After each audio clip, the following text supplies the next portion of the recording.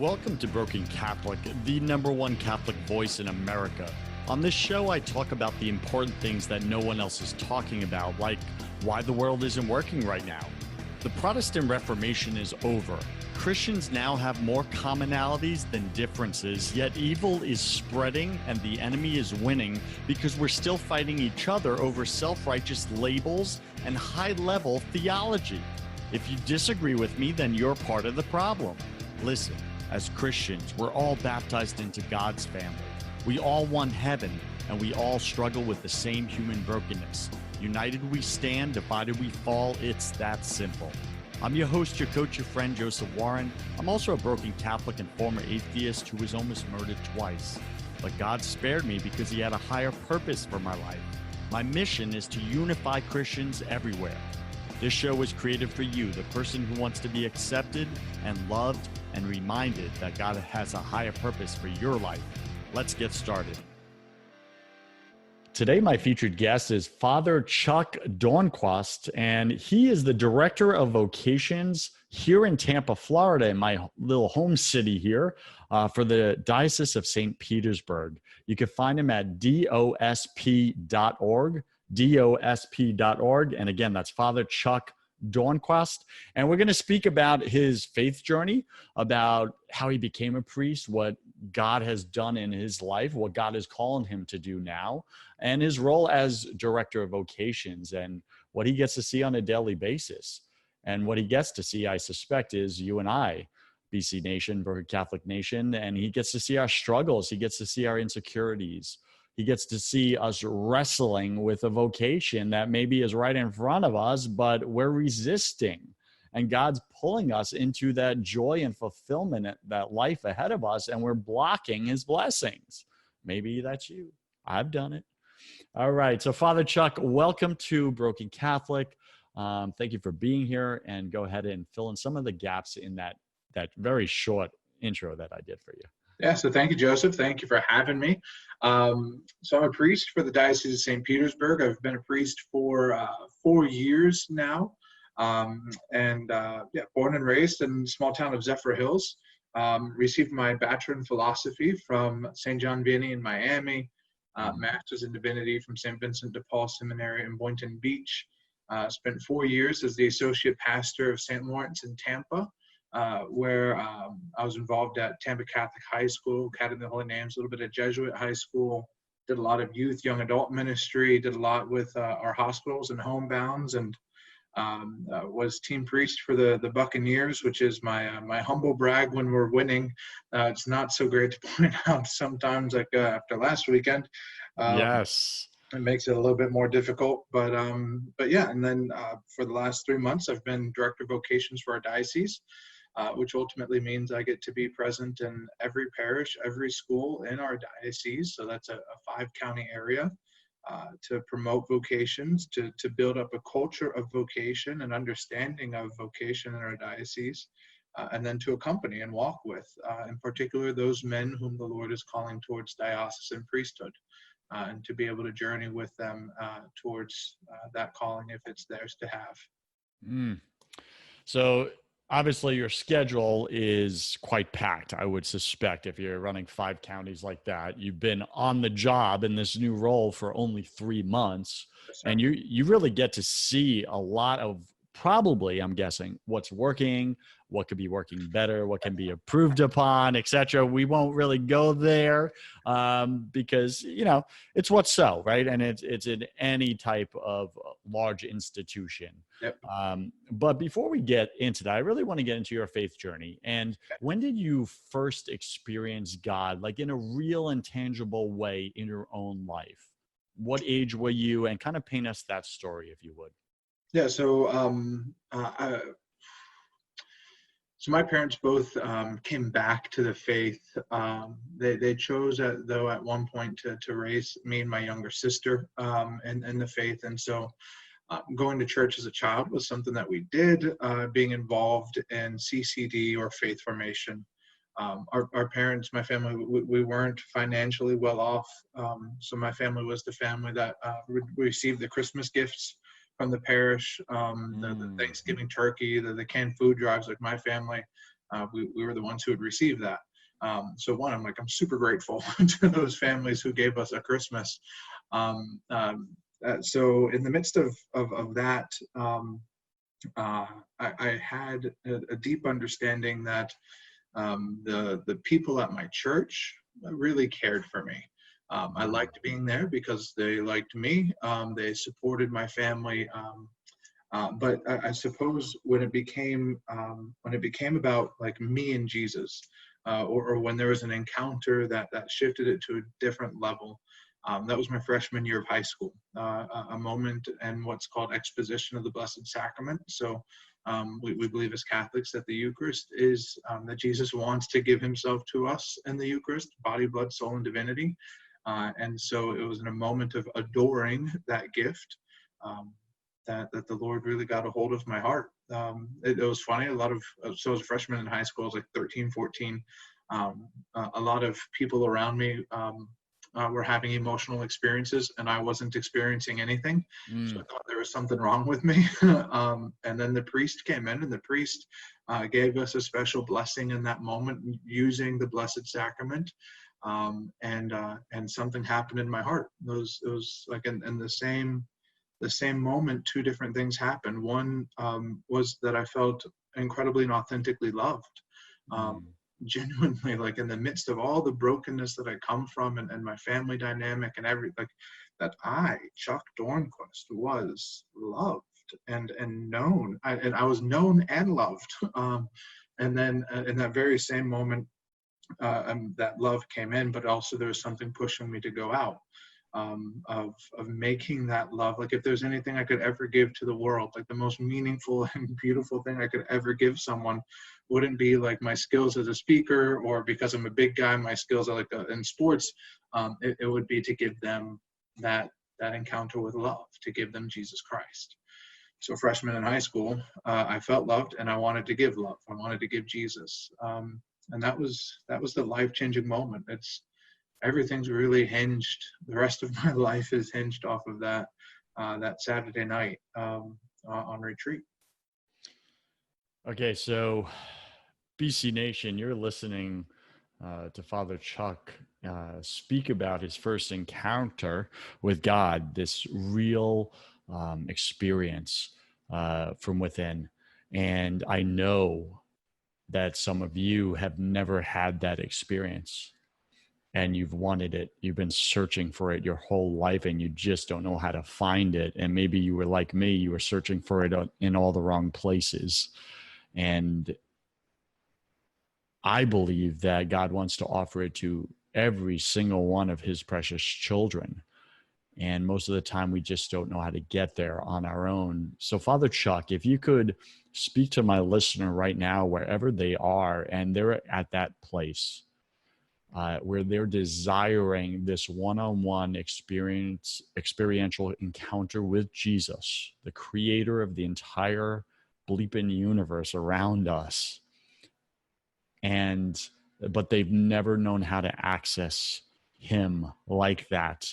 Now, I get that you were aged 13, 14, but maybe they're age 40, 41 right now, or in their 60s, and they still haven't experienced that. And they're thinking, maybe something's wrong with them because they see everyone else around them has gone through something like that or similar. What would you say to them right now to help them, at least move them one step closer to creating that access with Jesus in their heart? That's a beautiful question. That experience in high school was the first time that I came to know Christ in that way. I don't think it's fair to say that it's the only time or the first time that I really came to know God. Like my family, and in the midst of all their brokenness, revealed God to me. My church community, going to mass, the music, there were elements there that was a particular gift and a particular time that I do believe, you're absolutely right, the Lord desires for each and every one of us to experience.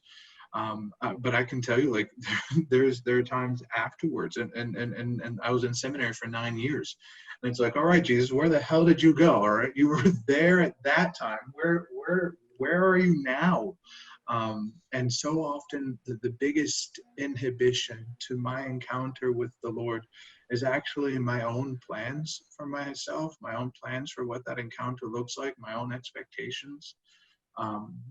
So often it's when I sit before the Lord, absolutely aware of my utter poverty. Like just that I'm poor, Lord. Like I don't have it. I don't have what it takes. And so you have to show up. I need you. It's when my prayer is in line with my poverty. That's oftentimes when the Lord is very generous. But if I go into prayer with an expectation that this is what it's going to look like, this is what's going to be, that can create obstacles for me in my own personal life and encountering Jesus there now. So what does that look like for our listener right now? Like what would be a practical 1, 2, or 3 steps they could take to align their prayer with their poverty? Yeah, Jesus, I don't know how to talk to you. I don't know how to do this. I don't know how to have this relationship with you. So I need you to take over. Jesus, I don't know how to be holy. I don't know how to have a relationship with you. I need you to act in me. I need you. I don't know how to break away from my sin. I don't know how to move away from this. I don't know how to get out of my brokenness or my family. So Jesus, I need you to be Jesus. Like I give you permission. I surrender. Like honestly, like that. Those are the words that I say every day. BC Nation, you hear me on this show week after week, hopefully teach you the surrender prayer.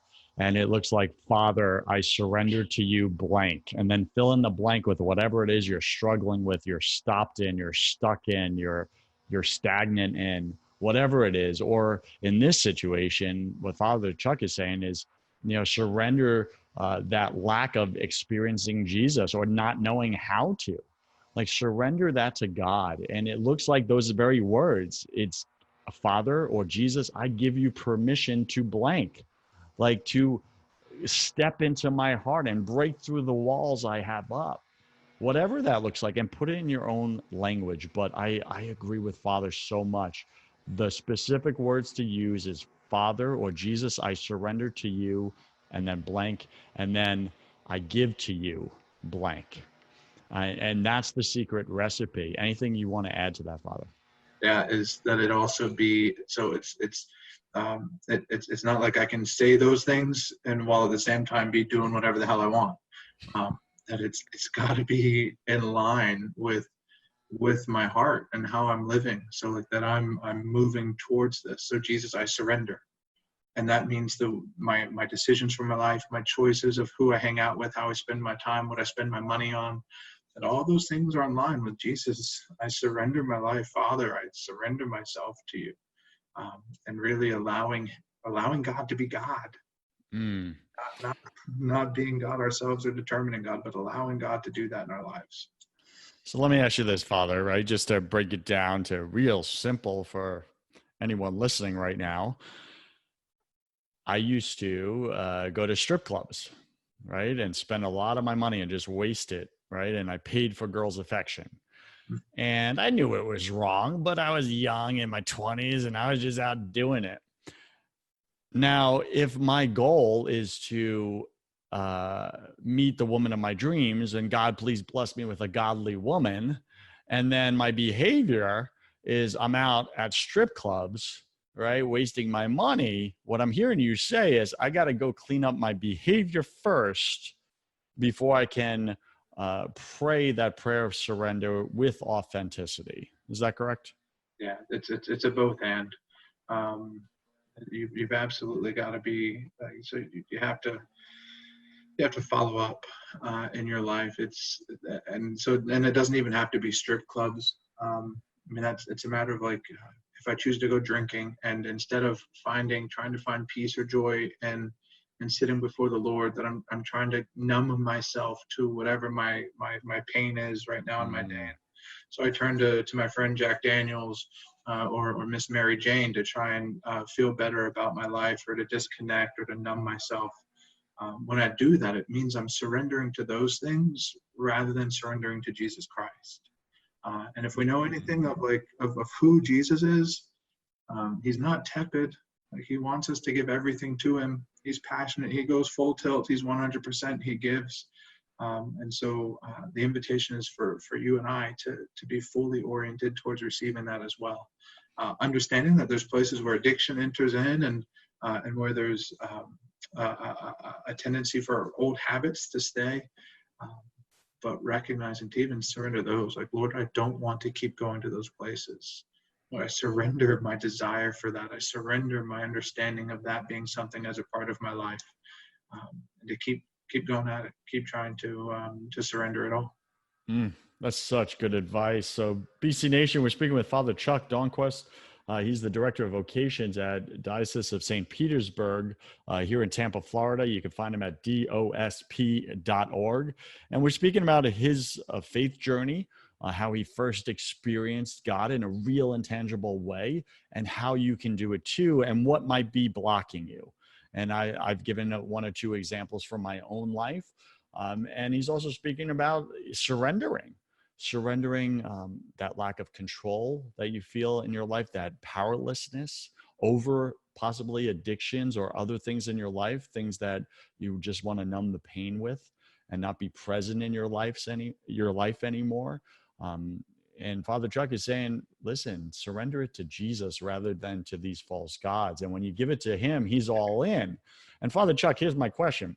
When Jesus tilts fully in to us, when we lean into him, is that what scares us? Is that what holds us back from giving him everything? Because we are afraid that when we lean into Jesus and surrender the thing behind the thing that we're holding on to that's blocking, we know that he's a faithful God, so he's going to come in and consume our life, which means turn it upside down and backwards, which means change, and I have to change my behaviors and my lifestyle and all these other things, and we avoid it at all costs. Is that what's blocking? I think that's absolutely part of it. So yes. But again, I'm going to bring it back to not just that dramatic side, but like the work I do with vocations.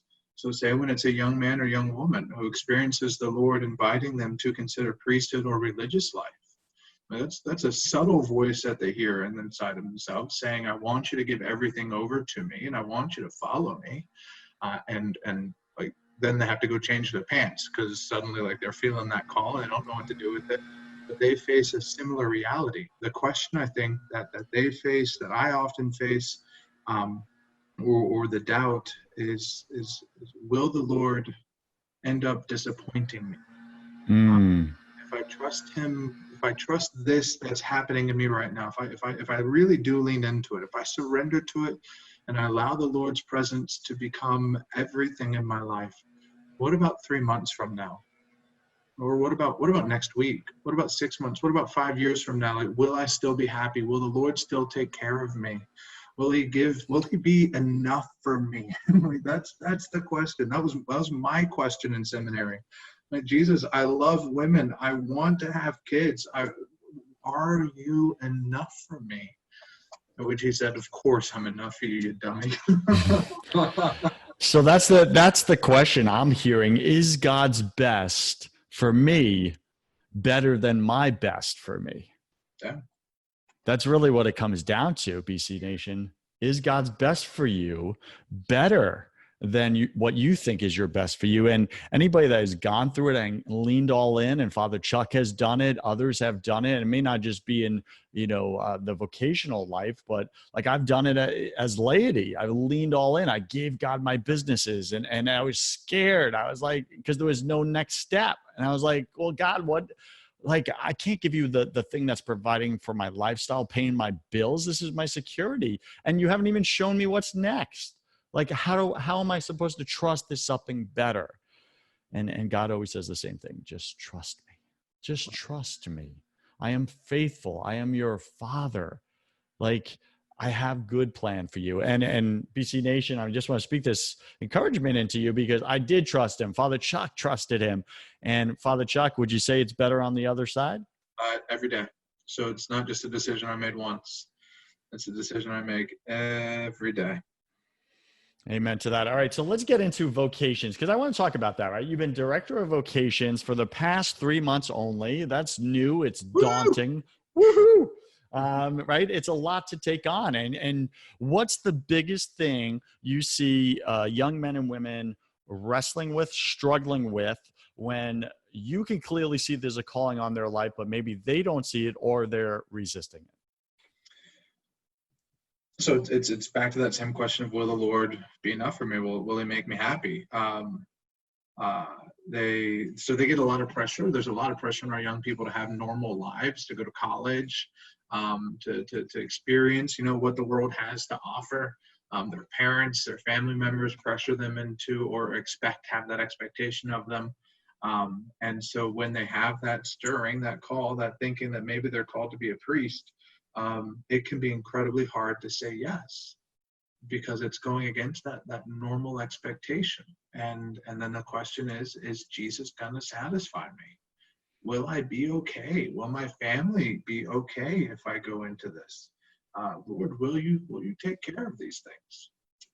So what is something you would want to say to all those individuals that are wrestling with those questions right now? Maybe one of them is listening right here, right now.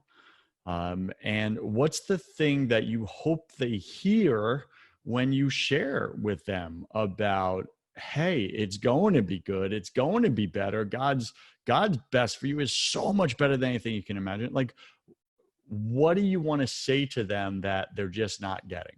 Let Jesus be. Let Jesus be enough. Like, draw near. Let Him hold you. Let him be with you. That's the same goal of my life each and every day. And in doing that, it's a different approach to vocations, by the way.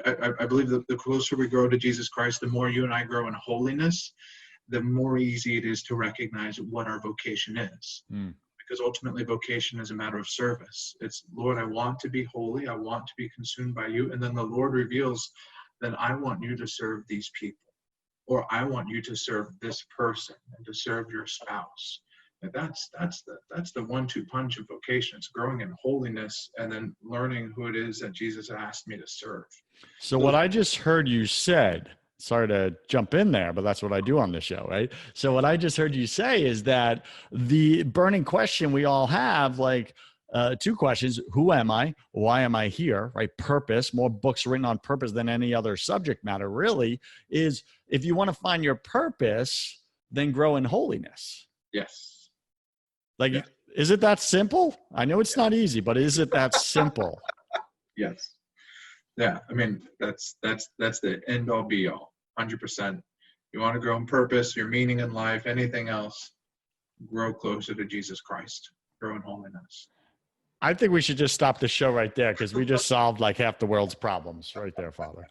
Like, that's powerful stuff. Like, and I agree with it, because I lived it out, BC Nation, but I did it upside down and backwards, like painful.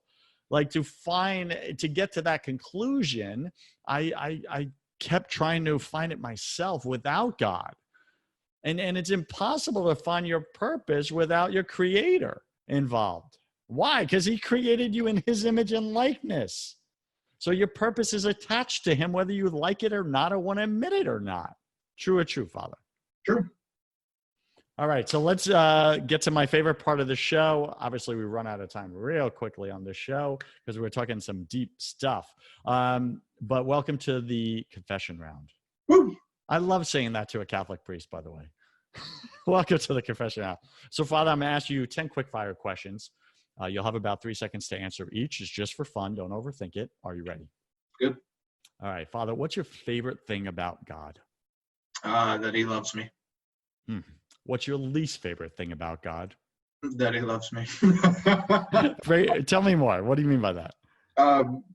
Because if He didn't love me, then I could do whatever I wanted. Oh, yes. Because there's this unconditional, unassuming gift of love constantly being poured out to me. Like that, I want to respond to that. I want to receive it. I want to be consumed by it. I want to give it to others. Like if God was indifferent to my life, that would be so much easier, because then I could be apathetic. I could be a zombie and I could just consume everything. That's right.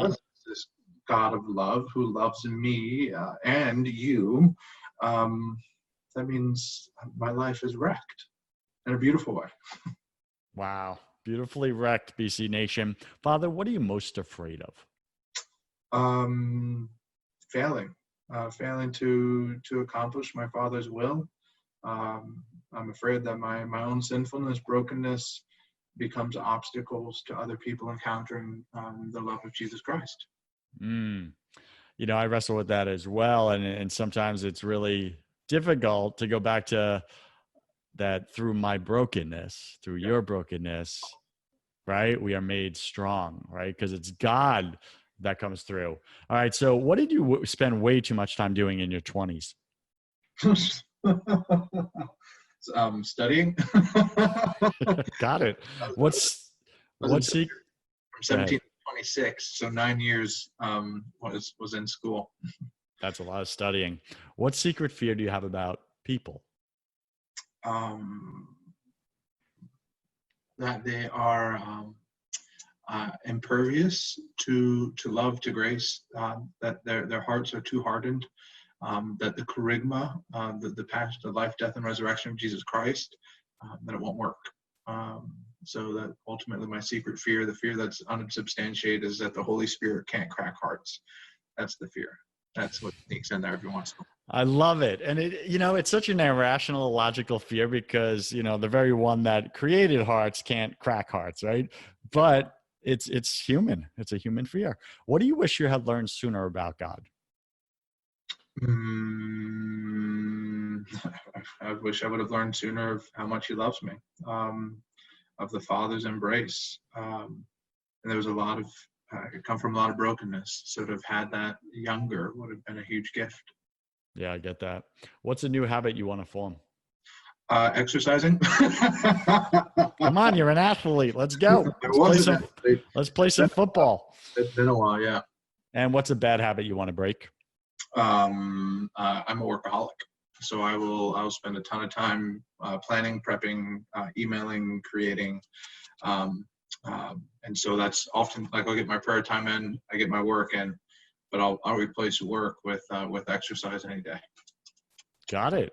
Pick 3 words to describe who you are now. Beloved, strong, courageous. Pick 3 words to describe who you are before you experienced God in your heart. What's a word? I wanted to impress people, so I don't know how to say that. Fearful and unconfident, disconfident, not confident, whatever the opposite of confident is. Insecure. Insecure, that's the word. That's the word. And last question, if you could come back to life after you died. I think I do. No, but I mean like actually visit planet Earth after you died, tell your family and friends and those you love dearest only one piece of advice. What would you say to them? Stop trying so hard. Stop trying to make yourself happy. Stop trying so hard to control everything. You are loved, so you don't have to work your arse off in order to try and impress people. Stop trying so hard. Stop trying so hard, BC Nation. Father, any final wisdom? What's the one thing you want my listener to know about having a relationship with God versus not? Yeah, so I kind of skipped over, and I apologize. It's important for people to know, like, priests don't come from perfect environments. My dad was a long-haul truck driver, diesel mechanic, and eventually got hooked on oxy and opioids, and he's one of those statistics of someone who's died because of an opioid addiction. My mom was a cook at a Red Lobster. I very much come from a broken dynamic and family, and yet the Father accomplishes amazing things, sets me free, and through those wounds, and there are deep wounds from that, through those wounds allows for me to be a place of grace for many others. And in precisely those wounds that his grace seeps in and acts. So brokenness does not limit our Father's ability to work through us.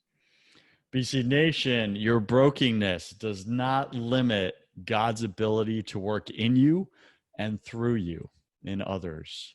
So be confident and courageous. Now, what's the best way for BC Nation to reach out to you if they so choose? Or if one of my listeners, Father, feels they have a vocation, just wants to explore it, and they're somewhere on planet Earth, how they get in touch? They have to be, you got to fly to Tampa, people, okay? You just got to fly to Tampa. It's beautiful and sunny here. But go ahead, Father. How do they reach you? Yeah, so dosp.org/vocations. I'm also on Instagram at fr.chuck, on Facebook, and on Twitter. Those are that's it. All right, Father Chuck, you're awesome. I like you, right? And I got to see you, and I can't share the story now because we're out of time, but I got to see you, with some close friends of mine, just go out of your way to really serve them in a time of grief, grieving and loss in their life. And I know specifically that those friends were ready to leave the church, and shared that with me in confidence. And they prayed like one last prayer, and God brought you into their life, and you were the priest or person that really brought them into the Father's fold, into his love when they felt at their lowest, at their most lost and abandoned and rejected, and preserved their faith and brought them into stronger relationship with God. So I just want to say, because oftentimes we don't hear the feedback of some of the fruitfulness that's being done through us. So I just wanted to say that to you so that you hear it, that you really showed up for them, and you are the very reason that they didn't run from God. And things could be a lot worse off for them right now. So thank you for that on behalf of my friends. It's a privilege. All right. And may God bless you with his peace, love, and joy in your life, Father Chuck. And BC Nation, we'll see you next week here. Go visit Father Chuck at dosp.org/vocations. Reach out to him and really see what he's up to. And if you're being called in any way and you have a vocation, if you even want to just chat with him, I'm sure that's fine. Reach out and explore that conversation. Don't close it off. Because one thing we know about the Holy Spirit, he will keep coming back. He will keep nagging on your heart, right? Because you are loved and you have purpose. BC Nation, we'll see you next week. God bless. BC Nation, you cannot show up authentically in your life without building faith in your business. If you want the business side of that conversation, I have another podcast called First 100K, where I interview successful entrepreneurs about how they made their first $100,000, because that's where I believe 90% of you are stuck and you can't break through. Go to first100k.com to find out how. I'm Joseph Warren. You were made for greatness, so stop being a wuss and start being a winner. Have a blessed day, and I'll see you right back here next week.